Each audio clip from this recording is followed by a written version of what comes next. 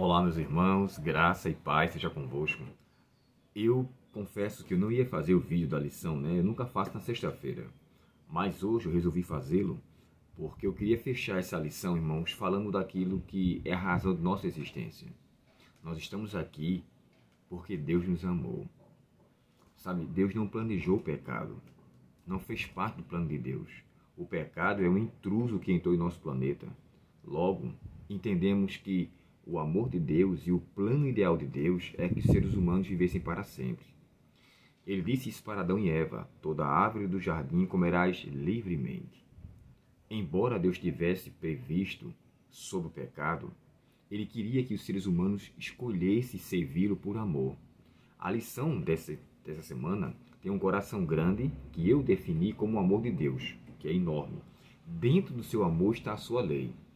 Essa lei, para nos proteger, para nos auxiliar, existe em cada mandamento um coração. E aquele coração envolve a nossa resposta de amor a Deus por amor que Ele nos concedeu. Nós o amamos porque Ele nos amou primeiro. Então, diante desse amor grandioso, eu queria deixar claro para você: se você está sofrendo, se você teve o conhecimento de uma notícia trágica, não duvide do amor de Deus. Deus não planejou esses males. Irmãos, Deus não queria que existissem hospitais. Não era plano de Deus que houvesse doença, clínica de recuperação, lugares para poder aperfeiçoar pessoas com psiquiatria, psicologia, cadeia. Isso não fez parte do plano de Deus. Deus nunca quis que isso acontecesse. Mas essas coisas foram permissivas por conta da má escolha do ser humano. Mas nunca se esqueça: tá difícil, tá doendo, tá dificultoso, Deus continua lhe amando do mesmo jeito. E Ele sofre com você as suas dores. Ele sofre com você cada dificuldade. Ao tomar um conhecimento de uma notícia trágica, não se escandalize e não agora vá chutar o pau da barraca e se injuriar e se blasfemar e falar um monte de coisas e praguejar. Por favor, não faça isso. Sabe, Jó passou o que passou e ainda assim permaneceu firme. Ele se sentiu injustiçado pela maneira como seus amigos o trataram, mas ainda assim ele permaneceu firme diante de Deus. E o texto sagrado fala, que nisso Jó não pecou, nem atribuiu a Deus a falta dessas coisas. Está doente, está em uma cama, alguém pergunta para você: como é que você está? Estou como Deus quer. Irmãos, Deus não quer isso. Nunca Deus quer isso. O tema central da Bíblia e o que está dentro de Deus, em sua essência, é amor. Eu tenho um livro chamado Patriarcas e Profetas. Esse livro começa a falar sobre a história da criação, a história da origem do mundo, o plano da redenção, por que surgiu o pecado, a criação. E esse livro é como se fosse o Gênesis, à luz do que o Espírito de Profecia nos traz através da profetisa de Ellen White. E lá ela começa dizendo assim: Deus é amor. Patriarcas e Profetas. O Grande Conflito é o último livro que faz menção às calamidades, aos últimos momentos de nossa história neste mundo, o período de perseguição, o remanescente sendo fiel a Deus, enfim, fala sobre os últimos momentos e a volta de Cristo. E ele conclui o livro dizendo: todo o universo dirá: Deus é amor. Começo da história, Deus é amor. O fim da história, Deus é amor.